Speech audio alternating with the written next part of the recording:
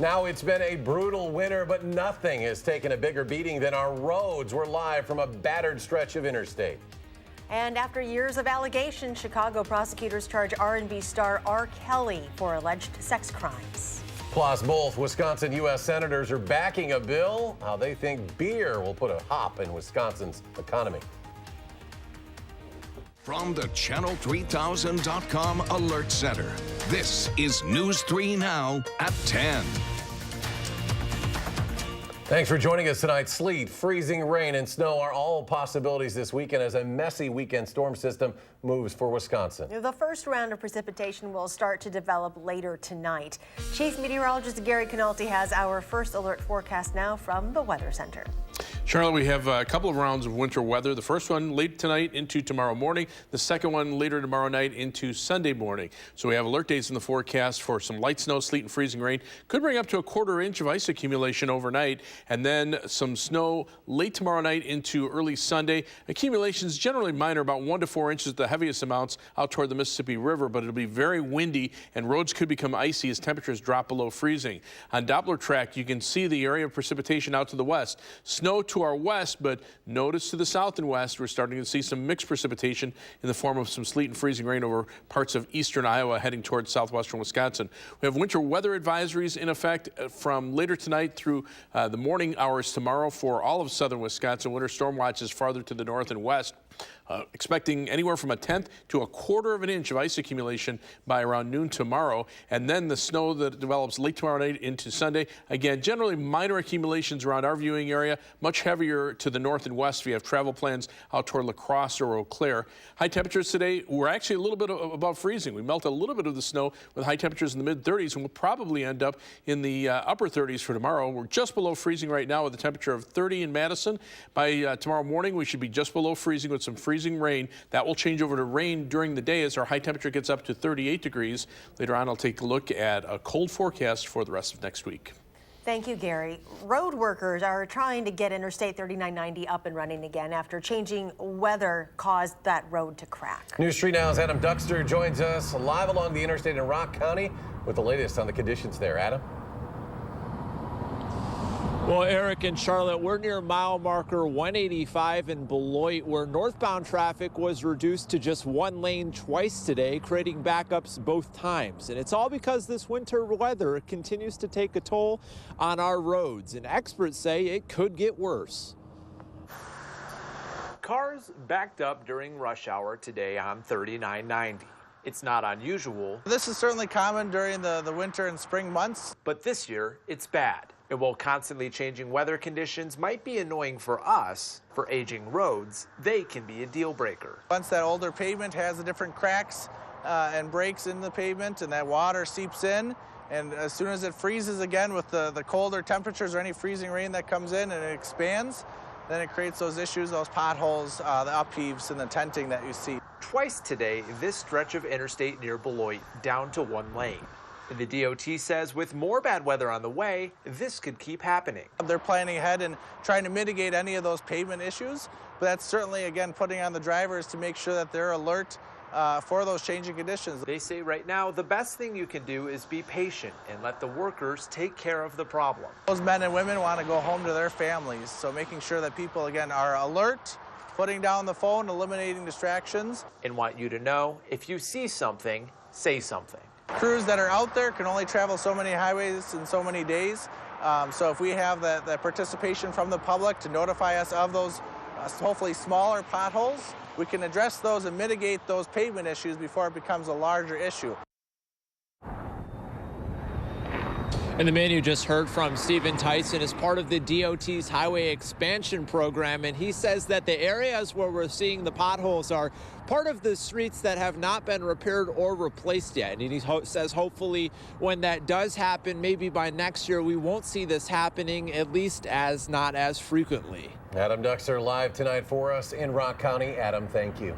We now know the name of the second person killed in a semi-crash on Sunday morning when a truck plunged off a bridge into Mirror Lake in Wisconsin Dells.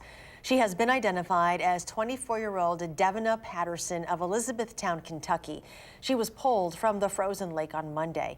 Dive teams also recovered another person the same day it happened. He was identified earlier this week as 39-year-old Timothy Green, also of Elizabethtown, Kentucky. 3 men had to be pulled from a collapsed stairwell at a bar in Appleton early this morning. A staircase leading to a sub-basement below the Dirty Leprechaun gave way, causing 2 individuals to fall roughly 20 feet. Firefighters were unable to reach them using a standard ladder, so they improvised, setting up a rope rigging system to pull the trapped individuals to safety.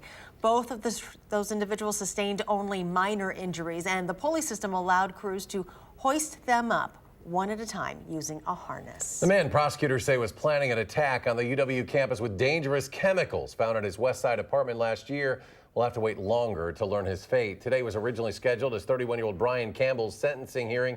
Instead, the afternoon centered around something different. Campbell's defense attorneys filed a motion yesterday asking the judge in the case to strike the state's sentencing memorandum, saying it goes beyond the facts in the case and breaches their plea agreement. That memorandum claims Campbell was planning an attack on the UW-Madison campus and compares Campbell with terrorists. The defense says that is not based on facts and goes too far. Campbell's sentencing has now been moved until May. R&B singer R. Kelly surrendered to authorities in Cook County, Illinois, Friday night, hours after prosecutors announced sex abuse charges against him. Those felonies involve 4 victims, 3 under the age of 17, when R. Kelly allegedly performed multiple forced sex acts on them between 1998 and 2010. Kelly's lawyer tells the Associated Press his client maintains his innocence and looks forward to being acquitted at trial. Robert Kraft, the most successful owner and the most popular sport in America, is facing charges of soliciting a prostitute. It's part of an 8-month sting investigation into sex trafficking in Florida. He's the owner of the New England Patriots.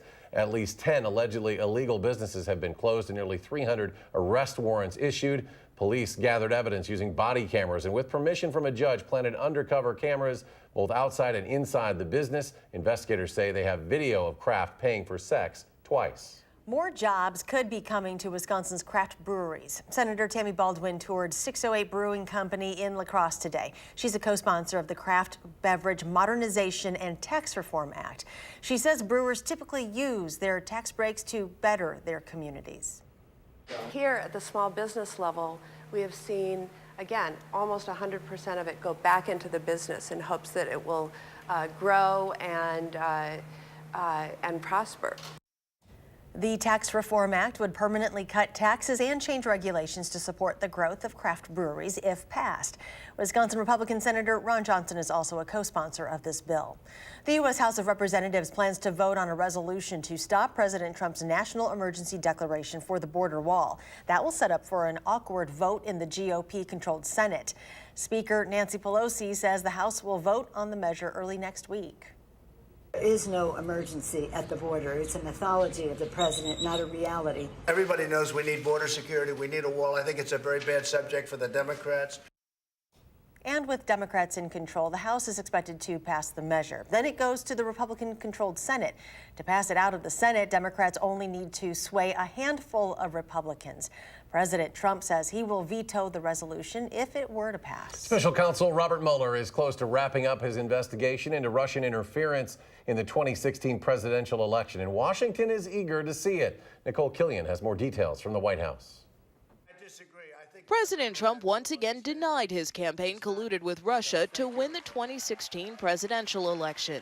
I won a race. You know why I won the race? Because I was a better candidate than she was and had nothing to do with Russia. Special counsel Robert Mueller has been investigating Russian interference in the 2016 election for nearly 2 years, and his report summarizing the investigation is expected to be handed over to the Attorney General soon, who will decide what's made public. And everybody knows it's a hoax. It's one of the greatest hoaxes ever perpetrated on this country. So I look forward to seeing the report. If it's an honest report, it will say that. If it's not an honest report, it won't. Leading House Democrats sent the Attorney General a letter today saying the public is entitled to know what's in the report and they expect him to release it.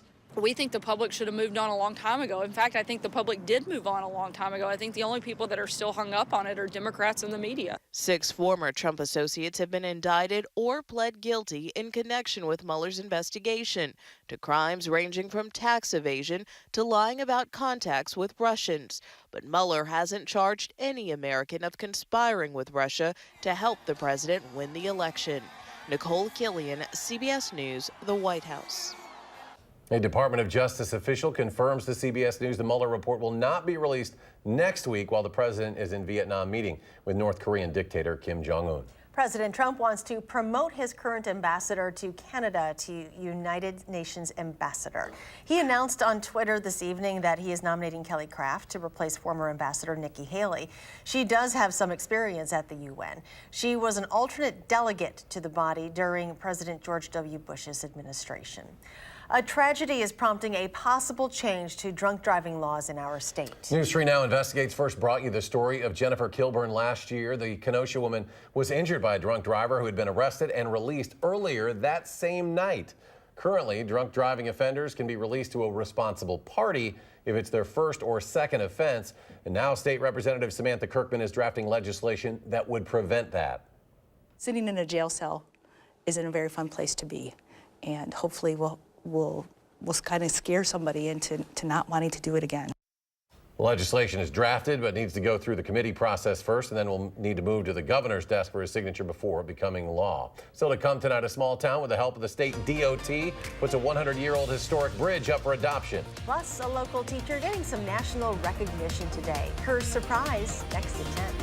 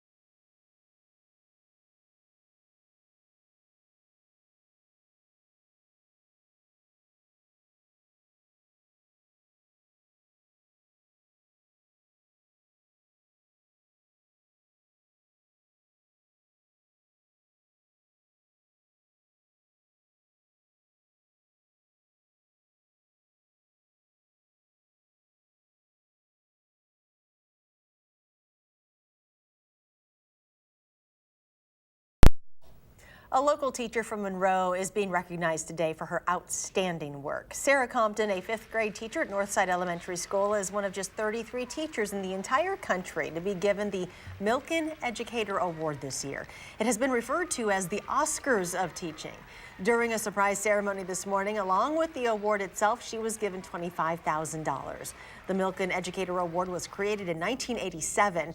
It recognizes teaching excellence publicly, not only to inspire educators, but students and entire communities about the importance of joining the teaching profession. The town of Turtle in Rock County, with the help of the Wisconsin DOT, is giving away an entire bridge for free. But of course, there is a catch. Known as the Smith Road Bridge, it was built in 1910. It spans 120 feet over Turtle Creek with a 16-foot wide deck. The bridge is eligible for the National Register of Historical Places because of the rare method used to construct it. Again, the catch, the bridge has to be relocated and its historical integrity kept intact. Anyone can acquire the bridge, but they must assume all future legal and financial responsibility for it. For anyone interested in applying, that information is on our website, channel3000.com.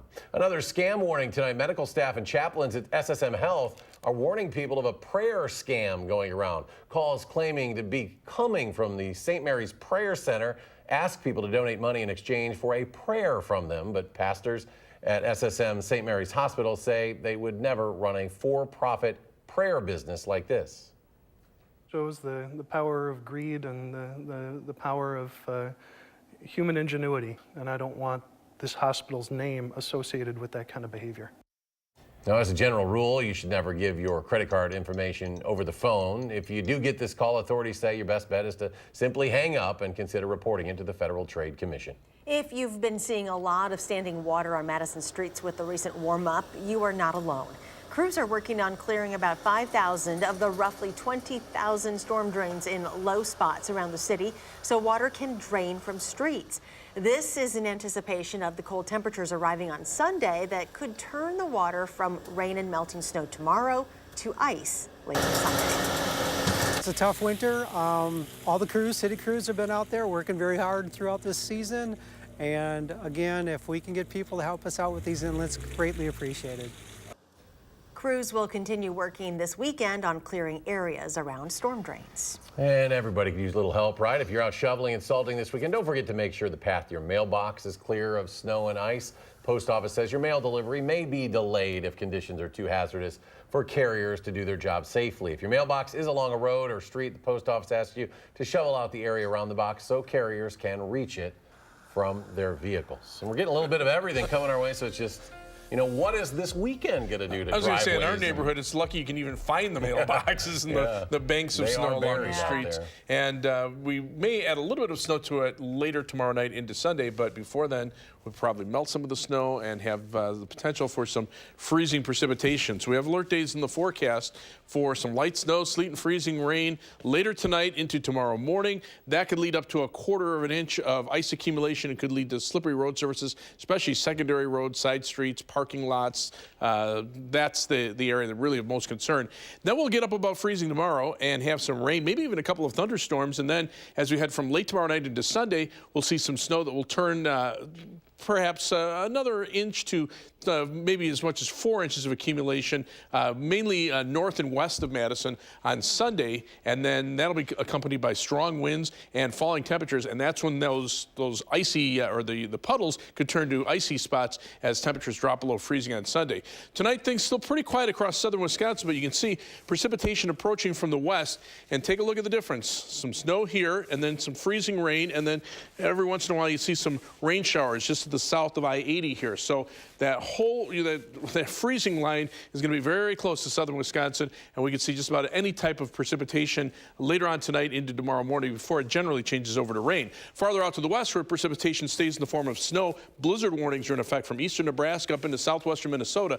Some of that will be heavy snow, some of it just a couple of inches of accumulation, but blown around by winds of 40 to 50 miles per hour. Winter storm warnings up into the Eau Claire area. Much of southern Wisconsin under winter weather advisories through through noon tomorrow. Winter storm watches are still in effect for much of the northern half of the state for later tomorrow night into Sunday. So if you're traveling up to the north, that's an area really to watch for heavy snow. But around here, tomorrow morning is going to be the main threat with that freezing rain, perhaps up to 1/4 of an inch in some spots. Here's where the heaviest snow will be, and you can see maybe a foot or more of snow from central Iowa and central and northwestern Wisconsin. It'll be a fairly narrow band, but it looks like the greatest threat for heavy snow will be from about La Crosse on toward the north and west. And then the strong winds kick in on the backside of the storm. High wind watches have already been issued for parts of eastern Iowa and northern Illinois for winds that could exceed 55 miles per hour. This is future track wind gusts, and this starts at midnight early Sunday morning. And take a look at the wind gusts. You can actually see the strongest winds from the computer model are forecast to be more over southern Wisconsin than northern Illinois. So we could see wind gusts of 45 to 50 miles per hour here.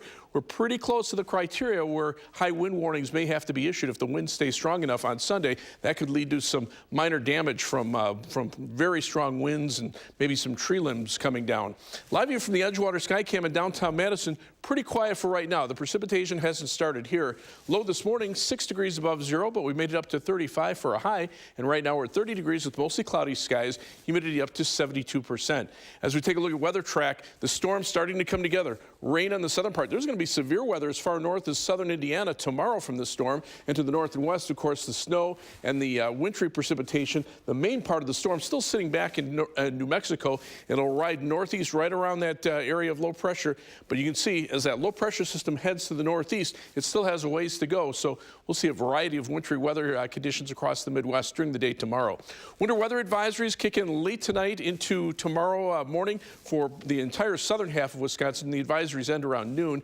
Look for a low of 24 in the next couple of hours and then rising temperatures as light freezing rain and snow develops. For tomorrow, look for a high of 38 degrees. The mix of precipitation will change to rain in the afternoon. So on future track, here comes that wintry mix of precipitation. This is 6 a.m. tomorrow morning. Then by noon, most of it will be in the form of rain as temperatures get up into the mid to upper 30s. That continues for tomorrow evening. Then by midnight, you can see it changes back to snow, and then the light snow moves on out of here pretty early in the day on Sunday. Temperatures will be falling during the day. As far as freezing rain amounts, around 1/4, maybe even a ½ inch, according to the very latest computer models. That would not be good news. But then you can see the heavier snow farther to the north and west up toward La Crosse. 10-day forecast, colder weather for next week. Some chances for light snow Tuesday, Friday, and maybe Monday of the following week. Right now, I said this before, they don't look like big storms, but of course we'll have to keep an eye on them. It's a lot of stuff There'll here. be a lot for this weekend. Just forget the storms next week. All right. Thank you. You're welcome. They're down to the finals of the WIAA State Individual Wrestling Meet. The story from the Kohl Center just ahead in sports.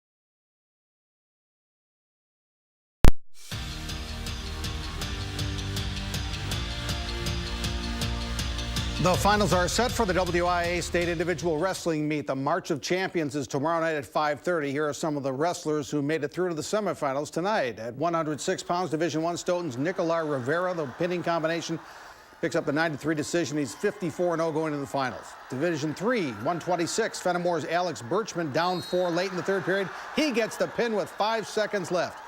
Back to Division I, another Stoughton wrestler, Hunter Lewis, looks for his second straight title. He gets back points, gets the 10-6 victory. 4 Stoughton wrestlers in the finals tomorrow. 160, Sauk Prairie's Bryant Schaff, late takedown to win the match in the third period. Finally, Division II, River Valley's Shane Legal looking for his 3rd straight title. He gets the tech fall in the third period. Again, all the finals begin tomorrow afternoon, 5:30 at the Kohl Center. WIA Gymnastics Sectional at Mount Horeb. Monona Grove senior Peyton Jenks-Reck is trying to make her final high school season a memorable one. She scores a 9.025 on this floor routine. But the story of the night is Mount Horeb sophomore Drea O'Connell. She comes up big in just about everything she does. She was in club gymnastics last year. This is her first year at Mount Horeb Gymnastics. A rough end to her night, though, as she hurt her leg at the end of a vault. Hopefully she's going to be okay. Mount Horeb wins the team sectional championship. Girls hockey, by the way, Cap City Cougars beat on Alaska in overtime to qualify for state. The Badger men hockey team hopes to get a little momentum on the road at Penn State this weekend. The Badgers fell behind 2-0 tonight and came back to tie it. Mick Messner has been scoring lately. This is his 7th of the season. Wisconsin ties it at 2. But after that, Penn State's Chase Berger gets a rebound goal, one of many Nittany Lion goals. Final score is Penn State 8 and Wisconsin 2. Badger women's hockey team home this weekend against Ohio State. Senior weekend, but a junior gets the goal here. Abby Rock on the power play. That's the only Badger goal tonight. It's a 1-1 tie. Ohio State gets the extra point in the standings, winning the shootout, 1-0. WIC women's basketball, Whitewater and Oshkosh win semifinal games tonight. Whitewater at Oshkosh Sunday at 2. The winner gets the automatic bid to the NCAA Division III women's basketball tournament. Badger men's basketball to Evanston, Illinois for a game against Northwestern tomorrow night at 7:30. Ethan Happ has just 5 more regular season games left as a Badger. I remember talking to reporters at the beginning of the year about, my final season and how fast it's going to go, and it's came and it's been going. So it's been up and down season obviously, but I'm excited for this final stretch. Tuesday night, WIA boys basketball tournament begins. We'll have our final Prep Mania game of the week, a Division III matchup in Lodi as the Blue Devils host River Valley. We're live with the game on channel3000.com, 7 o'clock Tuesday night. And at the WGC Mexico Championship, Tiger Woods making a move. This birdie putt will go in, but watch the reaction of the little fan at the side of the green. Little Tiger, very happy. Big Tiger tied for 8th, 6 shots behind the leader, Dustin Johnson, halfway through the Mexico Championship in Mexico City. And we'll be right back. That's exactly what he was looking for. Wonderful to see these youngsters.